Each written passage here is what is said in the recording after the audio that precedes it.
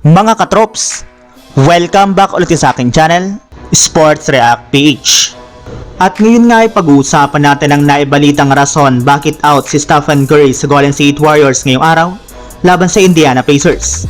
Pag-uusapan na rin nga natin dito sa ating panibagong video ang balitang trade sa pagitan ng Los Angeles Lakers at Portland Trail Blazers.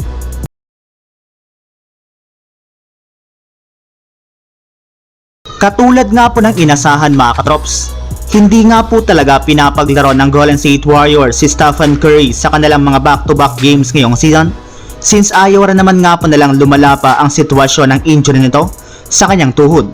At dahil nga po dyan ay hindi nga po siya nakasama sa pangalawang game ng kanilang back-to-back laban sa Indiana Pacers ngayong araw, kung saan napakadali nga po sila ditong natalo sa score na 108-96. Hindi nga po kinaya ng kanilang mga natitirang players kagaya nila Buddy Hield at Pat Spencer na tapatan ang offensive power ng Indiana Pacers, na pinangunahan nga po nila Tyrese Haliburton at Pascal Siakam na parehong nagtala ng 25 points dito. Maliban na rin nga po mga katrops kay Stephen Curry ay hindi rin naman nga po dito naglaro ang iba pa nilang mga key players kagaya nila Draymond Green, Jonathan Kuminga, Andrew Wiggins, Brandon Podziemski at si Gary Payton II na isang napakalaking problema ngayon para sa Golden State Warriors.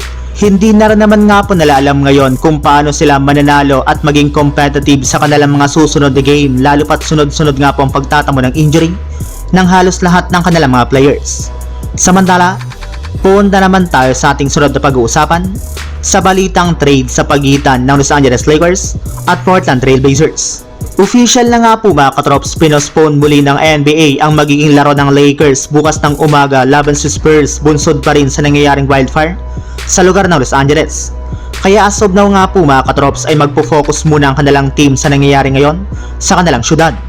Nagsasagawa rin naman nga po ang Lakers ng ilang mga practice upang sa ganon ay makabuo sila ng mga bagong game plan kung sakali mang magpatuloy na ang kanilang mga laban.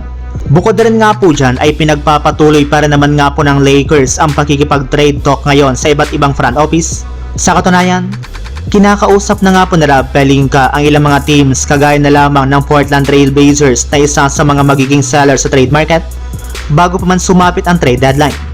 Ayon pa nga po sa lumabas na balita, posible nga na po na i-offer ng Lakers ang kanilang mga manlalaro na sina Jared Vanderbilt, Rui Hachimura, Gabe Vincent, isang future first round pick at isang pick swap para lamang makuha sina Jeremy Grant at Robert Williams III.